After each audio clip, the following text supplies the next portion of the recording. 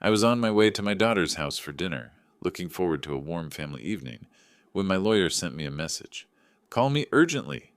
My heart skipped a beat. I dialed the number, and what he told me about my daughter shocked me. You won't believe what she wanted to do.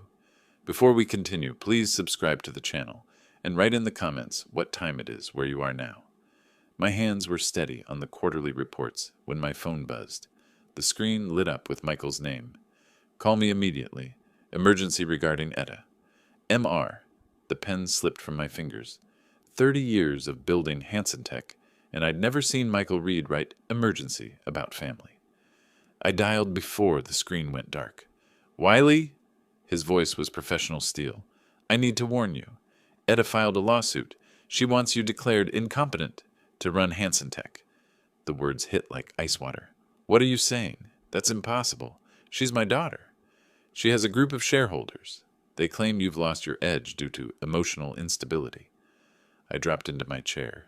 Through the floor-to-ceiling windows, Seattle's skyline blurred. The same view I'd watched for decades while building this company. For her. How much time does she have? Hearing in 1 week. We need to act fast. My mouth went dry. 1 week? Wiley, she's been preparing this for months. The documentation is extensive. Financial records showing supposedly erratic decisions. Testimonies from board meetings. I stood pacing between my desk and the window. Rain streaked the glass like tears I couldn't shed. What testimonies? Claims about emotional outbursts. Questionable strategic choices. They're painting you as a man losing control. That's absurd. But even as I said it, doubt crept in. Had I shown too much passion in recent meetings? Defended old strategies too fiercely? I know it is. But they have paperwork, Wiley. Lots of it. The office felt smaller suddenly. Awards lining the walls. Photos of groundbreaking ceremonies. All meaningless if my own daughter could take it away. Who else knows? The filing is sealed for now, but the shareholders she's recruited, James Corbin, Patricia Wheeler, 3 others, they're meeting tomorrow. I gripped the phone tighter. She recruited them? With promises of higher dividends under new leadership? Her leadership? The betrayal cut deeper than any business loss I'd faced. Etta, my brilliant, ambitious daughter, the one I'd groomed to eventually take over, but not like this, never like this. What do you need from me? Everything. Financial records, medical documentation proving your competence, character witnesses. We're building a defense from scratch in 7 days. I closed my eyes. 48 hours ago, I'd been planning to mention her promotion to CEO within the year. Now she was trying to destroy me. Wiley, are you there? I'm here. My voice sounded foreign. Schedule whatever meetings you need. I'll clear my calendar. Good. And Wiley, don't confront her yet. We need to understand their strategy first. After hanging up, I sat in the growing darkness. Seattle's lights twinkled below, but the warmth had left the room, left my life. I gathered my things mechanically, coat, briefcase, keys. The same routine I'd followed for 30 years, but everything had changed in one phone call. The elevator descended in silence. 50 floors down, my legs felt unsteady. In the parking garage, I sat in my car for 10 minutes, hands on the steering wheel, trying to make sense of it. Etta was having dinner with her family tonight, our weekly tradition. Should I go? Pretend nothing had happened? The thought of sitting across from her, making small talk while she planned my destruction. But maybe I needed to see her face, study her expressions, understand who my daughter had become. I started the engine and pulled into Seattle's evening traffic, heading toward Bellevue, toward answers I wasn't sure I wanted to find. Etta's front door opened before I could knock. She stood there in her cream sweater, smile perfectly calibrated. Dad, right on time. Her hug felt rehearsed. Come in, it's freezing out there. I studied her face for cracks in the mask, found none. Sophie's been asking about Grandpa all day. Etta led me through the foyer. She drew you another picture. The house smelled like roasted chicken and lies. I followed her into the open kitchen where Trevor was setting the table. He looked up with nervous energy. Wiley, good to see you. His handshake lingered too long. Can I get you a drink? Wine? Something stronger? Wine's fine. I watched Etta move around the kitchen. Efficient. Controlled. The same way she handled board meetings. Sophie bounded in wearing paint-stained overalls. "Grandpa!" I lifted her easily, grateful for something genuine in this house of pretense. "What's this I hear about a picture?" "It's us at the office. See, that's you at your big desk, and that's me in the spinning chair." She thrust a crayon drawing at me. Stick figures in what resembled Hansen Tech's logo colors. Innocent, trusting, everything her mother wasn't. "It's beautiful, sweetheart."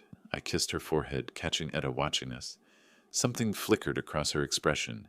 Guilt? Calculation? "Sophie, wash your hands for dinner," Trevor said, his voice too bright. Etta moved between stove and counter with practiced efficiency. "Dad, you look tired. Maybe you should rest more?" The loaded question. I met her eyes.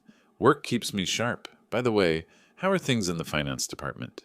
She paused, wooden spoon halfway to her mouth for tasting. "Let's not talk about work at dinner." "Since when?" I kept my tone light. "You usually love discussing quarterly projections." "Not tonight." She turned back to the stove. "Family time is sacred." Sacred. Like loyalty used to be. Trevor cleared his throat. "Sophie drew that picture during her art time today. She's been talking about visiting the office again." "Maybe next week?" I said, wondering if I'd still have an office next week. Sophie climbed into her booster seat. "Grandpa, can you tell the story about the first computer?" "Which story, sweetheart?" "When you built the company in the garage." I glanced at Etta. She was slicing chicken with surgical precision. "That was before your mommy was born. We had nothing but ideas and determination." "And Grandma Elna helped?" Sophie added. The knife paused. Etta's shoulders tensed. "Yes," I said softly. "Grandma Elna helped with everything." Silence stretched. Trevor filled it by turning on background music, something classical and safe. Dinner proceeded with artificial normalcy. Sophie chattered about preschool. Trevor discussed his latest architectural project. Etta asked polite questions about my health, my sleep, whether I was eating properly. Every word felt like reconnaissance. "The chicken is excellent," I said. "Mom's recipe." Etta's voice carried an edge. She always said cooking was about love, not perfection. Another loaded statement. Elna had said that, usually while trying to get me to spend less time at the office. She was wise about many things. Yes, she was. Etta's fork clicked against her plate. She understood priorities. The accusation hung in the air. Sophie looked between us, sensing the undercurrent. "Grandpa, why are you sad?" Out of the mouths of babes. "I'm not sad, sweetheart. Just thinking." "About what?" "About how much I love our family dinners."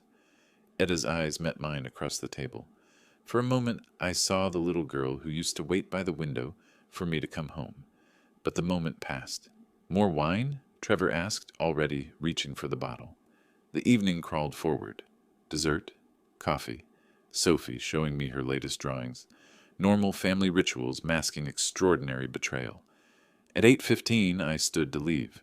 "Thank you for dinner. As always, it was perfect." Etta walked me to the door. "Dad, are you sure you're okay? You seem different tonight." I studied her face. The concern looked genuine. Maybe it was. Maybe she'd convinced herself this was for my own good. "I'm fine, sweetheart. Just reflecting on how much Hansen Tech means to me, to our family." Something shifted in her expression. Guard going up. "Drive safely. The roads are slick tonight." I kissed her cheek. She didn't pull away, but she didn't lean into it either. "Good night, Etta." "Good night, Dad." The door closed behind me with a soft click. I stood on her front steps, rain beginning to fall again. Through the window I could see her clearing dishes, moving efficiently, methodically, planning my destruction. I parked overlooking Lake Union, city lights reflecting off the black water. My hands shook as I dialed Michael again. "Wiley, how did dinner go?" "Like a performance. She knows how to act concerned while stabbing me in the back." Rain drummed on the windshield. "Tell me everything." "She's been preparing for 6 months. She has records of your emotional outbursts at meetings." "What outbursts? I've always controlled myself." "The Anderson acquisition meeting. When you rejected their lowball offer, apparently you raised your voice. She documented it as irrational anger threatening company relationships." I remembered that meeting. I'd been passionate, not angry. There was a difference. What else? "Financial decisions she's labeled as sentiment over strategy, the charity partnership with Elena's foundation, the employee retention program, things that cost money but weren't strictly profitable. My throat tightened. Those were good decisions. I know, but she's framing them as emotional choices rather than business logic. I started the engine, needing to move. What's her timeline? Hearing next Friday. If she wins, she gets temporary control while you undergo psychological evaluation. And if I refuse, the shareholders can vote you out anyway. She's got enough backing. I drove through empty Seattle streets, processing the scope of her betrayal. Not just attacking me, but dismantling everything I'd built with careful precision. At home, I climbed to my study. 30 years of memories lined the walls. Awards, photos, the detritus of a successful life. I opened my safe and pulled out Elena's letters, the ones she'd written during her final months, when she knew she was dying, when she'd tried to warn me about priorities. Wiley, Etta needs your attention more than the company does. She thinks you don't love her. I dismissed Elena's concerns then. Etta was successful, independent, thriving. How could she doubt my love? But doubt, apparently, had festered into something darker. I found the folder marked Etta Personal. School records, report cards, photos from company events where she'd stood beside me, proud and eager. When had that pride curdled into resentment? My computer chimed with an encrypted email from Michael. Legal documents. Etta's formal complaint, dense with accusations and medical recommendations. Subject displays increasing emotional volatility and attachment to outdated business practices. His refusal to embrace modern corporate strategies suggests diminished cognitive flexibility consistent with early-stage dementia or depression following spousal loss. Depression following spousal loss. They were using Elena's death against me, using my grief as evidence of incompetence. I poured 3 fingers of scotch and kept reading. Character witnesses who testified to my declining judgment. Financial analysts who'd argue my decisions were emotionally driven. Medical experts prepared to suggest I needed compassionate intervention. A full-scale character assassination wrapped in concern for my well-being. The brilliance was undeniable and painful. At 1 a.m., I closed the laptop and sat in darkness. Rain continued against the windows. The house felt enormous and empty. Elena's photograph watched from my desk. She'd known this day would come, had tried to prevent it. She doesn't understand why you love the company more than her. But I didn't love the company more. I'd built it for her, for our family's future. Every late night, every missed dinner, every sacrifice had been for them. Somehow I'd failed to communicate that. Failed to show Etta that my ambition was love, expressed in the only language I knew. Now she was speaking a different language, the language of corporate warfare, and she'd learned it well. Too well. I opened my phone and started typing notes. Names of allies, potential strategies, ways to prove my competence while dismantling her case. If Etta wanted a war, she'd get one, but she'd underestimated her opponent. I hadn't built Hansen Tech by surrendering to superior forces. I'd built it by outthinking them. Dawn was still hours away, but I felt something stirring. Not just anger or hurt. Strategy. Purpose. My daughter had declared war on everything I'd built. Everything I was. Time to remind her who taught her how to fight. The elevator climbed toward Steve's floor with deliberate precision. I shifted the briefcase containing 2 weeks of evidence. Time to stop playing defense. Steve Wilson's corner office occupied the same building as mine, 3 floors down. Same view of Lake Union. Different perspective on everything else. His assistant waved me through. "He's expecting you, Mr. Hansen." Steve looked up from quarterly projections, reading glasses perched on his nose. 60 years of friendship in those familiar blue eyes.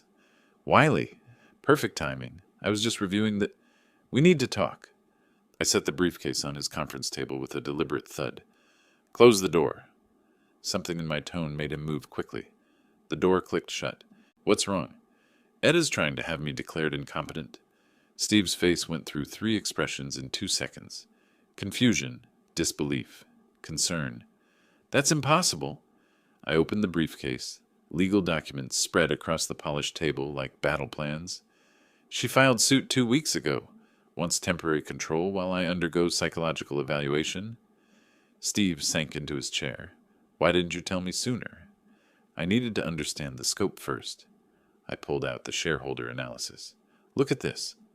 The document showed our investor base mapped like a military campaign. Green for loyal, red for convinced by Etta, yellow for undecided, too much red. Corbin's already committed, I said. Patricia Wheeler, too. 3 others. Steve studied the names. Wiley, she promised Corbin 15% dividend increase. Based on what? Staff cuts?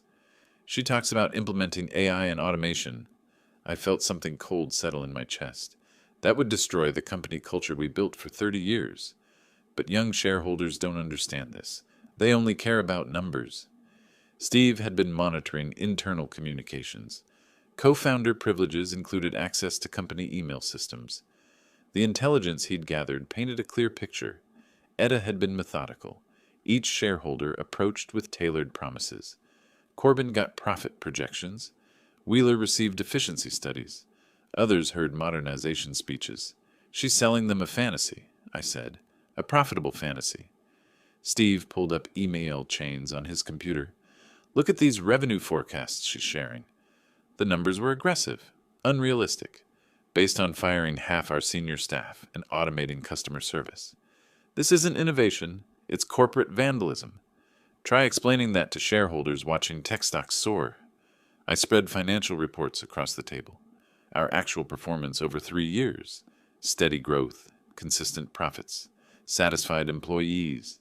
We've averaged 12% annual growth, I said. Our retention rate is 94%.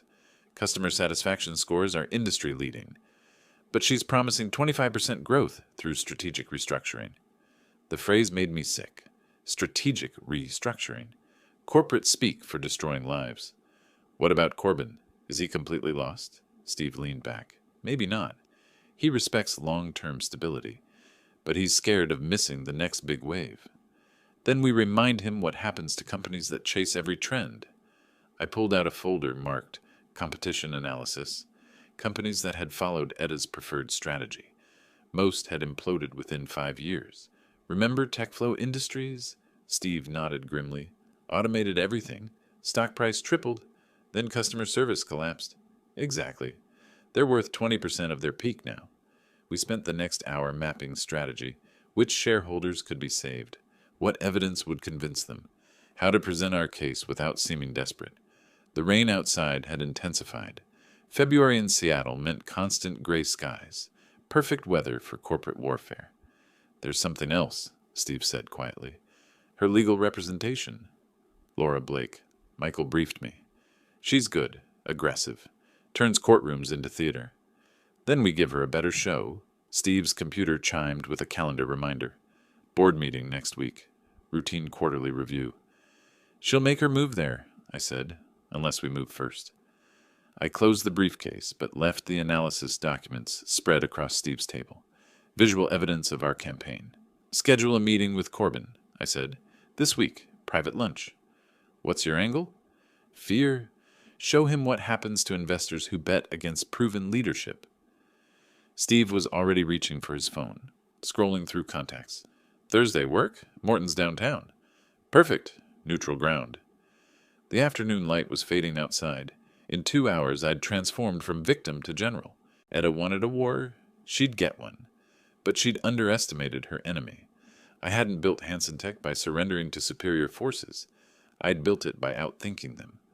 Michael's law office occupied the 20th floor of Columbia Center, all mahogany and leather-bound authority. I arrived 10 minutes early, briefcase heavy with Steve's intelligence. The receptionist offered coffee. I accepted. This would be a long morning. Mr. Hansen? Michael appeared in his office doorway. Ready for war?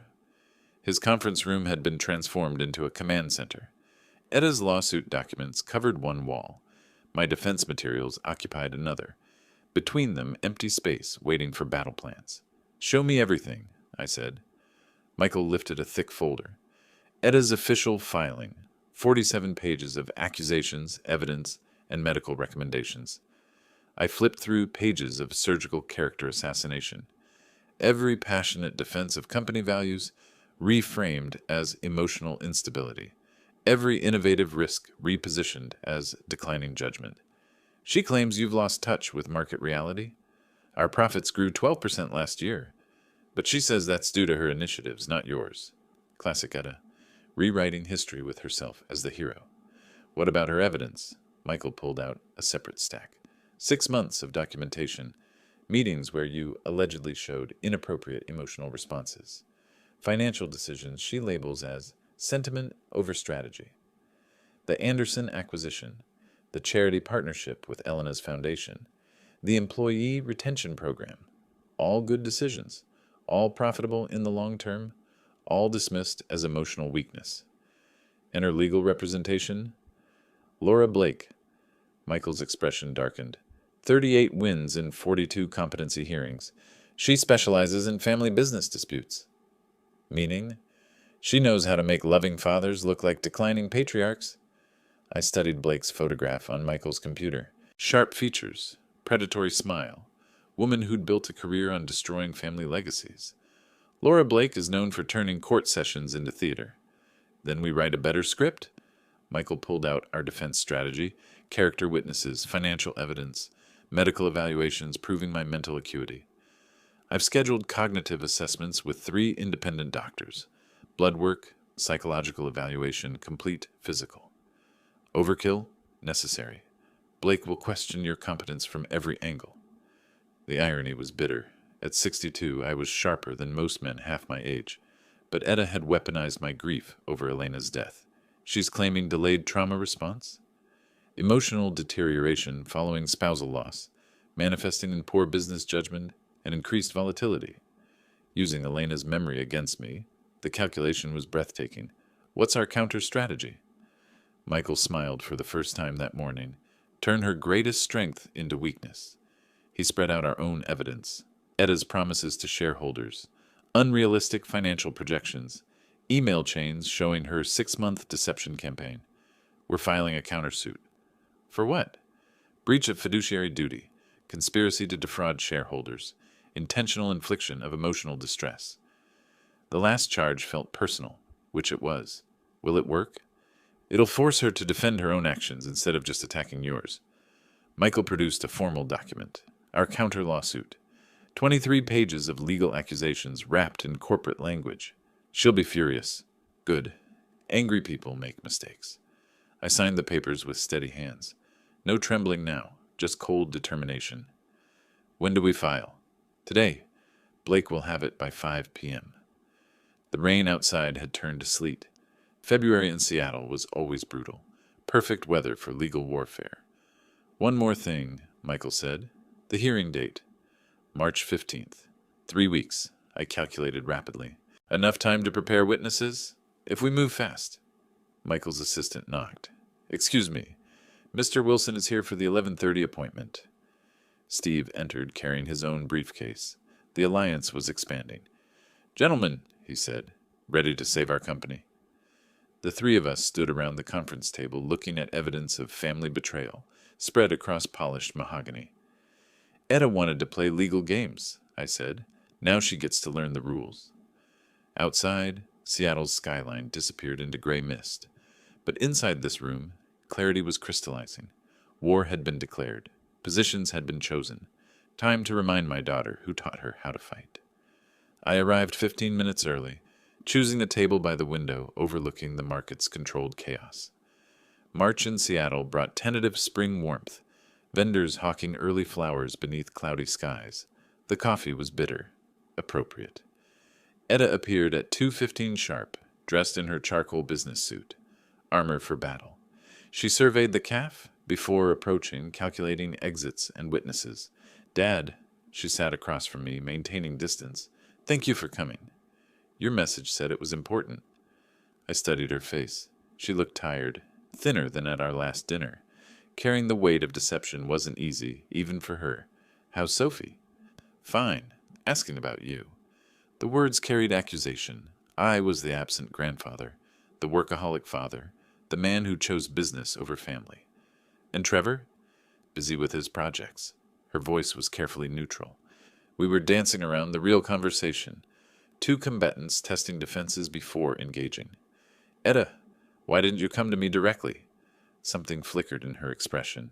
Surprise? Guilt? About what? Still maintaining the lie. Impressive.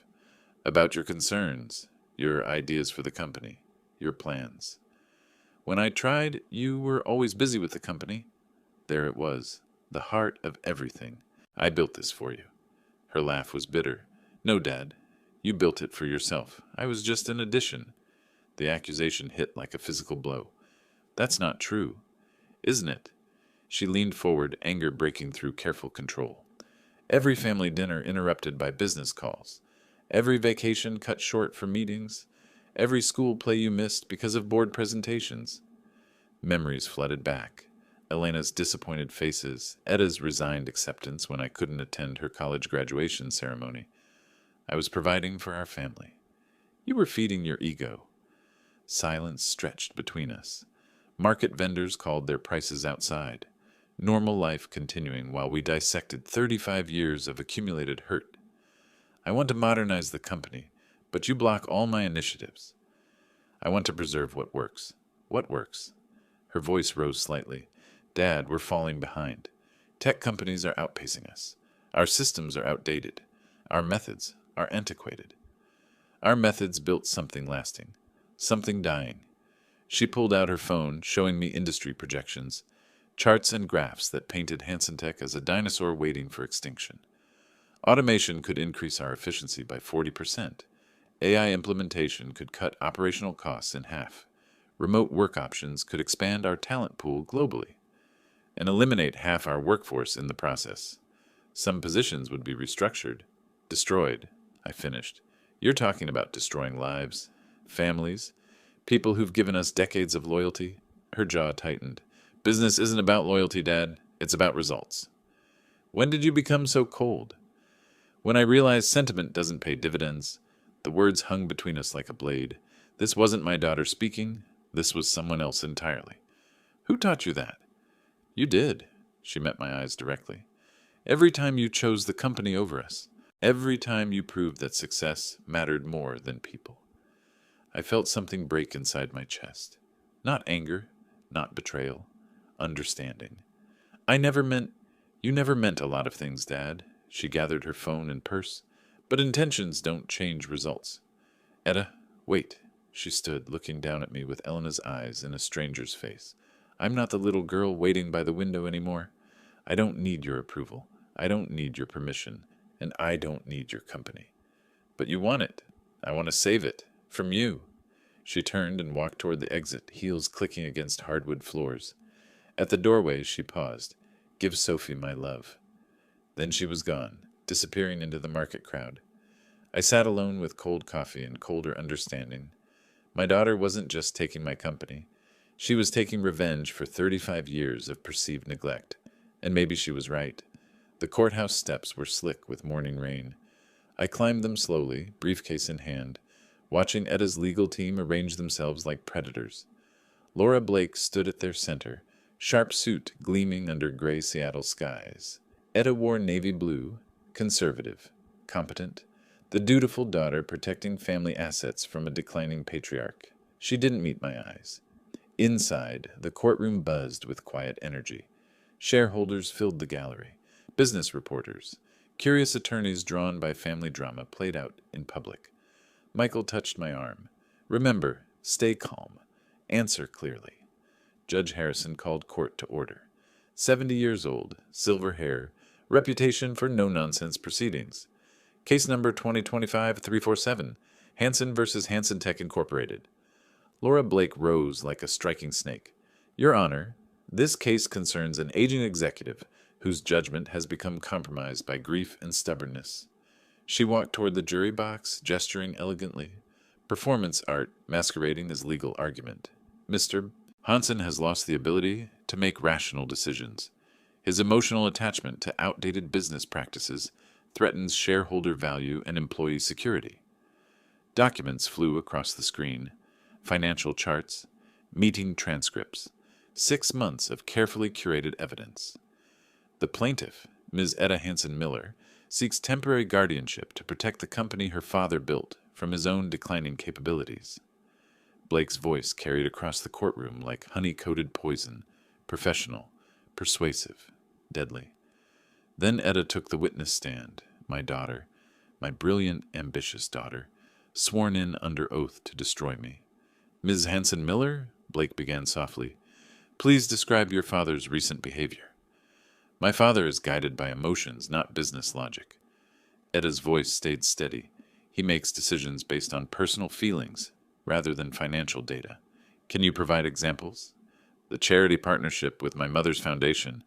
It costs us $200,000 annually with no measurable return. When I suggested redirecting those funds, he became agitated. Agitated. Elena's memory reduced to a line item. What about strategic planning? He refuses to consider automation or AI integration, claims it would destroy company culture. Meanwhile, our competitors gain market share through technological advancement. Blake nodded sympathetically. How has this affected company performance? We're stagnating. Growth has slowed. Efficiency metrics lag behind industry standards. Lies wrapped in half-truth. Our growth was steady, sustainable. Our employees were loyal because we treated them as people, not resources. In your professional opinion, what does the company need? Fresh leadership, modern strategies. Focus on profits rather than sentiment. The words hit like physical blows. This wasn't my daughter speaking. This was someone else entirely. Michael's cross-examination was surgical. Ms. Hanson Miller, what was Hanson Tech's profit margin last quarter? 12%. And the quarter before? 11.7%. So under your father's supposedly incompetent leadership, profits are increasing? Short-term fluctuations don't indicate long-term viability. What about employee retention? 94% annually. Industry average? Etta hesitated. 67%. So your father maintains higher employee satisfaction than industry standard while increasing profits? Retention can indicate resistance to necessary change. Michael smiled coldly. Or exceptional leadership. Blake objected. Judge sustained. But damage was done. James Corbin testified next. Straightforward. Profit-focused. We need leadership that prioritizes shareholder value. Ms. Hanson Miller understands modern business realities. When the morning session ended, I felt drained. Watching your daughter publicly dissect your competence required a strength I didn't know I possessed. But Michael squeezed my shoulder. Phase 1 complete. Tomorrow, we fight back. Outside, Seattle's spring rain continued. Etta walked past without acknowledging me, surrounded by her legal team. My little girl, who used to wait by the window for Daddy to come home. Now she couldn't wait for me to disappear. My assistant knocked, softly. Mr. Hanson, there's something you need to see. Sarah placed a folder on my desk marked Employee Communications. Confidential. Her face was grim. Etta's been holding private meetings, promising salary increases that would bankrupt us. I opened the folder. Meeting transcripts. Email threads. 6 weeks of secret promises to key employees. 20% salary increases across engineering. 30% for department heads. Stock options that didn't exist. Where did you get this? People talk, Mr. Hanson, especially when promises sound too good to be true. Steve Wilson arrived as I was reading the worst of it. His expression matched Sarah's. We have a problem, Wiley. He dropped his own briefcase on the conference table. Etta's approaching new shareholders, pension funds, investment groups, painting you as an obstacle to explosive growth. Steve pulled out printed emails. Etta promises employees 20% salary increases. Based on what? Magic? She's telling them automation will cut costs so dramatically that massive raises are inevitable. The mathematics were impossible. Even full automation wouldn't generate enough savings for her promised increases. She's committing fraud. Gets better. Steve powered up his laptop. I've been monitoring internal communications. Found something interesting about her lawyer. Laura Blake's face appeared on screen. Professional photograph attached to a news article. Blake was sanctioned by the Bar Association 2 years ago. Suborned perjury in a similar case. Temporarily suspended from practice. My phone rang. Michael's number. Wiley, I have evidence that Laura Blake violated ethical standards. What kind of evidence? She coached Etta's testimony. Told her exactly what to say, how to phrase accusations. That's witness tampering. The pieces were falling into place. Etta's polished performance hadn't been natural confidence. It had been scripted. More importantly, Michael continued, I found financial irregularities in Etta's account management. What irregularities? Etta transferred funds between accounts without your consent. 3 separate occasions. Total amount, $847,000. The number hit like ice water. For what? Legal fees, consultant payments, campaign expenses for her takeover bid? I looked at Steve. His expression confirmed he was hearing this too. That's embezzlement. Technically, it's unauthorized use of corporate funds. But yes, it's criminal behavior. Steve leaned forward. This could change the case direction. More than change it, this could destroy her. The irony was bitter. My daughter had wanted to prove my incompetence by demonstrating her own criminal stupidity. I walked to the window, looking out at Seattle's skyline, the city where I'd built everything, where Elna had lived and died, where our family had grown and fractured. Michael, how do we present this? Carefully. We don't want to look vindictive, just competent. And Blake's ethics violations? I'll file a complaint with the Bar Association, simultaneously present evidence to the judge. Steve was organizing documents across my conference table. Financial records, employee communications, email chains showing Etta's deception. The question is timing, I said. Next hearing is Monday. Blake will expect us on defense again. Instead, we attack. I studied the evidence spread across my office. 30 years of building a company, and my daughter had tried to destroy it with 6 months of lies. But lies eventually revealed themselves. Schedule a meeting with our character witnesses. I want them prepared for aggressive cross-examination. Steve nodded. Already done. Patricia from accounting, David from engineering. They'll testify to your competence and her deceptions. What about the employees she made promises to? Most are confused. They trusted her, but the numbers don't add up. The late afternoon sun slanted through my office windows. Seattle, in April, could be beautiful when the rain stopped. I'll head home early, I said. Plan our presentation tonight. Steve gathered his documents. We've got enough ammunition to sink a battleship. Let's hope we can aim it accurately. After they left, I sat alone in my office. The silence felt different now. Not empty. Focused. Tomorrow we'd remind everyone who built Hansen Tech, and why it deserved better than my daughter's desperate ambitions. The courthouse felt different this time. Tension crackled like electricity as all parties assembled. Etta sat with Blake, confident from their previous performance. They hadn't seen what was coming. Judge Harrison called court to order. Mr. Reed, you may present additional evidence. Michael rose slowly, deliberately, a predator who'd found wounded prey. Your Honor, the plaintiff conducted unauthorized financial operations. Blake shot to her feet. Objection! This is beyond the scope. Overruled. Continue, Mr. Reed. Michael approached the evidence table like a surgeon selecting instruments. During discovery, we found 3 unauthorized transfers from corporate accounts. Total amount, $847,000. The number echoed through the courtroom. Etta's face went pale. These funds were used to finance Ms. Hansen-Miller's legal campaign against her father, without board approval, without documentation, without authorization.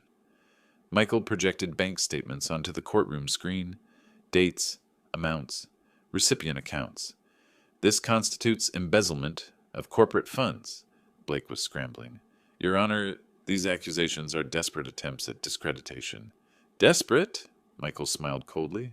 These are bank records. Mathematics doesn't lie. He turned toward Etta. She looked smaller somehow. The confident executive replaced by a trapped woman watching her world collapse. Furthermore, we have evidence of witness tampering. Blake's composure cracked completely. That's preposterous. Ms. Blake coached her client's testimony, provided specific phrases, emotional cues, strategic answers. We have recordings. Judge Harrison leaned forward. Recordings? Office security cameras with audio capability. Ms. Blake's coaching sessions were inadvertently recorded during building security sweeps. The judge's expression darkened. I want those recordings reviewed immediately. When my turn came to testify, I felt calm, centered, ready.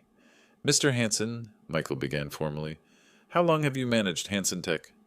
30 years. I founded the company in 1995 with $50,000 borrowed against my house. Current annual revenue, $247 million. Net profit, $29.6 million. Employee count, 2,047. Have you been declared incompetent by any medical professional? No. I underwent comprehensive evaluation last month. Cognitive function tests, psychological assessment, physical examination. All results were normal for my age. Michael presented my medical reports, clean bills of health from 3 independent doctors. In your professional opinion, why is your daughter pursuing this legal action? I looked at Etta. She was staring at her hands, unable to meet my eyes. She believes I've prioritized company culture over maximum profits. She wants to implement automation and cost-cutting measures that would eliminate jobs and reduce employee benefits. Is profit maximization always the correct business strategy? No. Sustainable growth requires balancing profitability with employee satisfaction, customer loyalty, and community responsibility. How has this philosophy affected company performance? We've maintained consistent growth for 30 years. Employee retention exceeds industry standards. Customer satisfaction scores remain in the 95th percentile. Michael nodded. I've managed this company for 30 years and know every number, every employee, every strategic decision. My daughter wants to sacrifice long-term stability for short-term gains. Blake's cross-examination was desperate. Mr. Hansen, isn't it true that you've resisted modernization? I've resisted reckless change. Technology serves business goals, not the reverse. Your daughter claims you're emotionally unstable. My daughter is young and impatient. She confuses passion with instability, conviction with stubbornness. She says you make decisions based on sentiment. I make decisions based on experience, 30 years of building something lasting. Blake kept attacking, but her arrows were missing their target. The evidence was overwhelming. Etta had overplayed her hand spectacularly.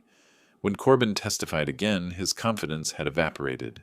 I may have been overly optimistic about projected returns. Are you still supporting Ms. Hansen-Miller's leadership bid? Long pause. I'm reconsidering my position. Blake's closing argument sounded hollow. Despite these allegations, the core issue remains. Mr. Hansen's resistance to necessary modernization. But Michael's response was surgical. The core issue is whether a daughter can steal her father's company through lies, embezzlement, and witness tampering.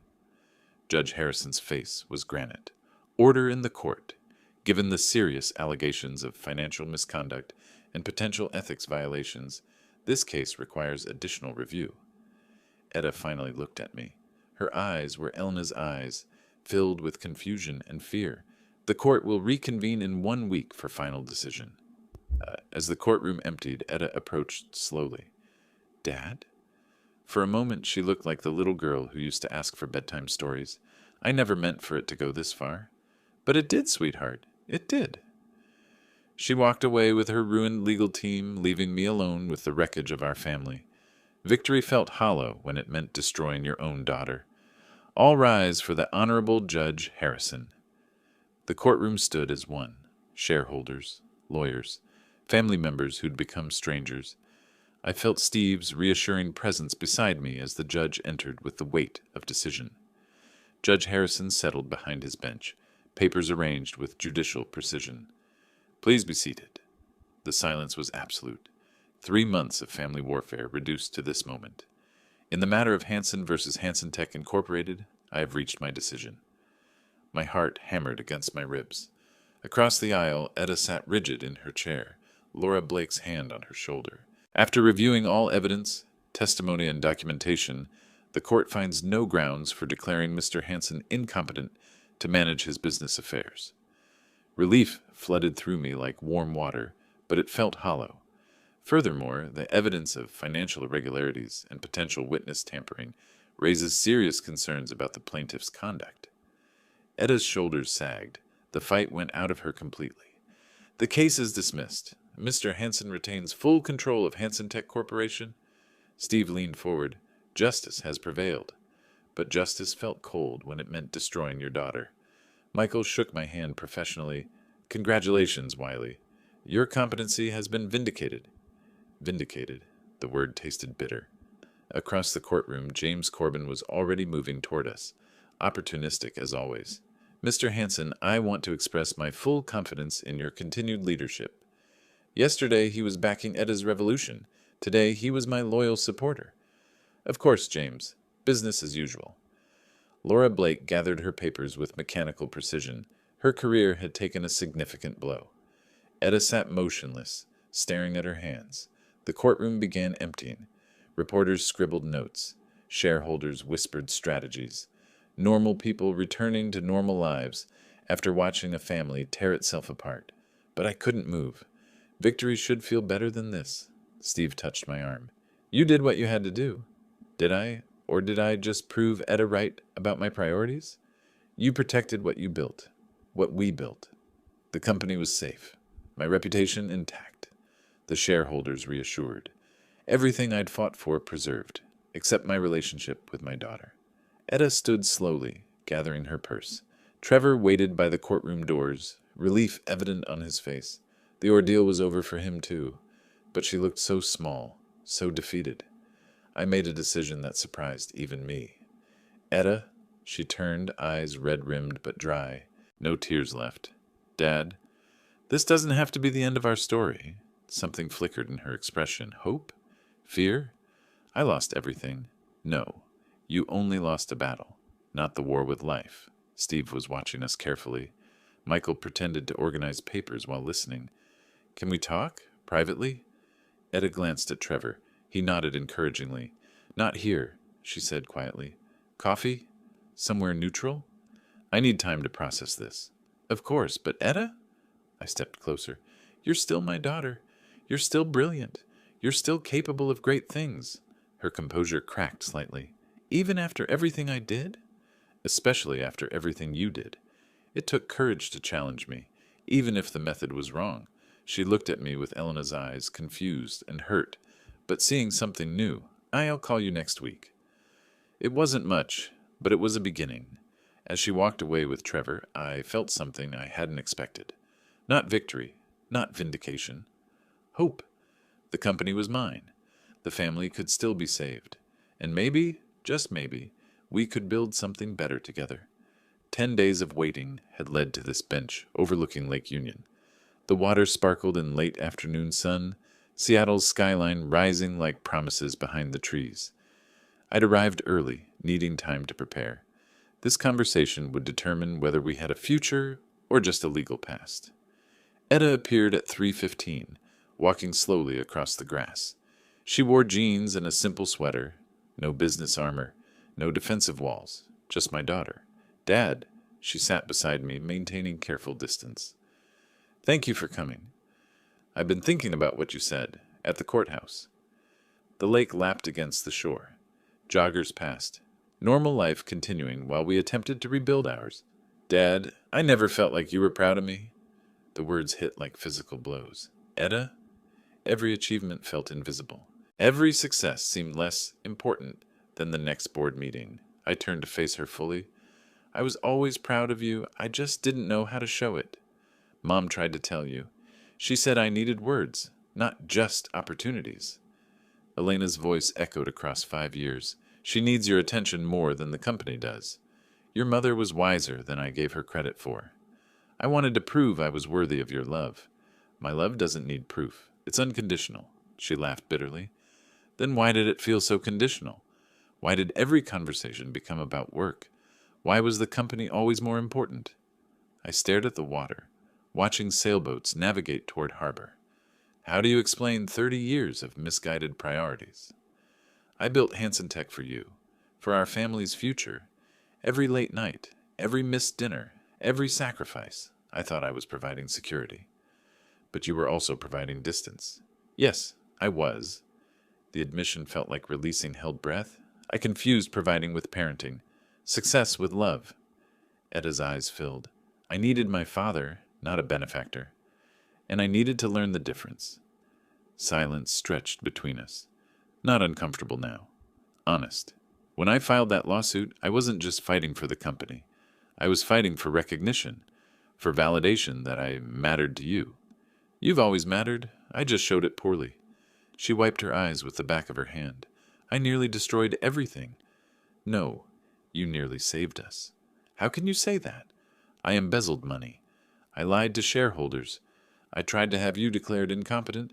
You forced honesty. You made us confront what was broken. The lake reflected afternoon clouds. Seattle in late spring felt full of possibility. What happens now? She asked. That depends. Do you still want to modernize the company? You'd trust me with that? What do you say about shared leadership? Etta stared at me. Are you ready to trust me with part of the company? I'm ready to trust you with the future of the company. Her breath caught, meaning, co-CEOs, your innovation, my experience, partnership instead of war. You'd do that after everything? Because of everything. You were right about modernization. I was right about culture. Together we could build something Elena would be proud of. Etta stood, pacing to the water's edge. I watched her process the proposal, seeing Elena's thoughtfulness in her movements. Full partnership? Equal authority? Equal authority. Shared responsibility. Father-daughter leadership team. She turned back. What about the board? Steve's already supportive. The shareholders want stability and growth. We can provide both. And the employees? They'll respect the Hanson name, both of us. She walked back, sitting closer this time. I have conditions. Name them. Full transparency. No decisions without consultation. Modern technology implementation. Employee profit-sharing program. Agreed. My conditions. Maintaining company culture. Gradual changes, not revolutionary. Family time protected. Family time? Weekly dinners. No business talk during Sophie's bedtime stories. Elena's foundation continues. Etta smiled for the first time in months. Deal. I extended my hand. Partners? She shook it firmly. Partners. Then she surprised me by leaning forward, hugging me tightly. I love you, Dad. I love you too, sweetheart. I always have. We held each other by Lake Union as the afternoon faded, father and daughter becoming something new. Business partners, family, future. The kitchen smelled like Elena's favorite recipe. Etta moved between stove and counter with practiced efficiency, but tonight felt different. Celebration was in every gesture. Dad, I prepared your favorite dish. I arrived carrying a wrapped package and my grandfather's smile. Something smells like your mother's cooking. Same recipe. Same love. The table was set formally but warmly. Candles, good china, the kind of attention reserved for special occasions. Sophie bounded into the room wearing a dress with paint stains. Grandpa? Sophie, Grandpa brought you something special. I handed her the wrapped package. She tore through paper with 4-year-old enthusiasm, revealing a miniature business suit. For when you're ready to run Hanson Tech. Sophie giggled, holding the tiny jacket against herself. Will I be the boss? Someday, sweetheart. Someday you might be. Trevor emerged from his office, architectural plans tucked under his arm. I'm glad we're one family again. So am I. I meant it completely. Dinner conversation flowed naturally. Sophie chattered about preschool. Trevor discussed his latest project, a children's museum downtown. Etta shared preliminary plans for Hanson Tech's technological modernization. Gradual implementation, she emphasized, respecting existing staff while improving efficiency. The best of both worlds, I agreed. After dessert, Etta produced a manila folder. Ready to make this official? The partnership agreement was elegant in its simplicity. Shared authority, complementary responsibilities, dispute resolution protocols. Everything two stubborn business leaders needed to work together. Sophie, are you not sad anymore? I looked down at my granddaughter, who was observing us with childlike wisdom. No, sweetheart. Now Grandpa is happy. Because Mommy and Grandpa are friends again? Because we're family again? I signed the documents with steady hands. Etta followed, her signature bold and confident. Trevor produced champagne from the refrigerator. I thought we might celebrate. Perfect timing. We stood in the dining room, glasses raised, 4 generations of family, past, present, and future, united again. To Hanson Tech's new future, Etta declared. To family partnerships, I added. To not fighting anymore, Sophie contributed solemnly. We laughed, us clinking glasses carefully to include her apple juice. Trevor raised his glass higher. To Elena, who would have loved seeing this moment. To Elena, we echoed. I felt her presence in the room, in Etta's smile, in Sophie's laughter. in the possibility of healing. The champagne tasted like hope. "What happens Monday?" Sophie asked. "Monday, Mommy and Grandpa go to work together," Etta explained. "Like a team?" "Exactly like a team." I picked up Sophie, spinning her gently. "The best team in Seattle." Outside, summer was beginning. Long days, warm nights, new possibilities. Inside, we were beginning too. Not the same family we'd been before the war. Something better. Something honest. As evening deepened, we moved to the living room. Sophie showed me her latest drawings. Etta and Trevor planned next week's schedule. Simple domestic moments that felt profound after months of legal warfare. At 8:30, I prepared to leave, arms full of Sophie's artwork, heart full of possibility. "See you Monday, partner," Etta said. "See you Monday, daughter." The drive home took me through Seattle's familiar streets, past Hansen Tech Tower, past the courthouse where we'd fought, past Pike Place Market where truth had first emerged, all of it leading to tomorrow, to partnership, to family, to the future Elena had always envisioned for us. I parked in my Capitol Hill driveway and sat for a moment, looking at Sophie's drawings. Stick figures labeled Grandpa and Mommy, working together at big desks. A 4-year-old's vision of harmony. Perfect business plan. If you like this story, please like this video, subscribe to the channel, and share your impressions of this story in the comments. To listen to the next story, click on the box on the left. Thank you for watching.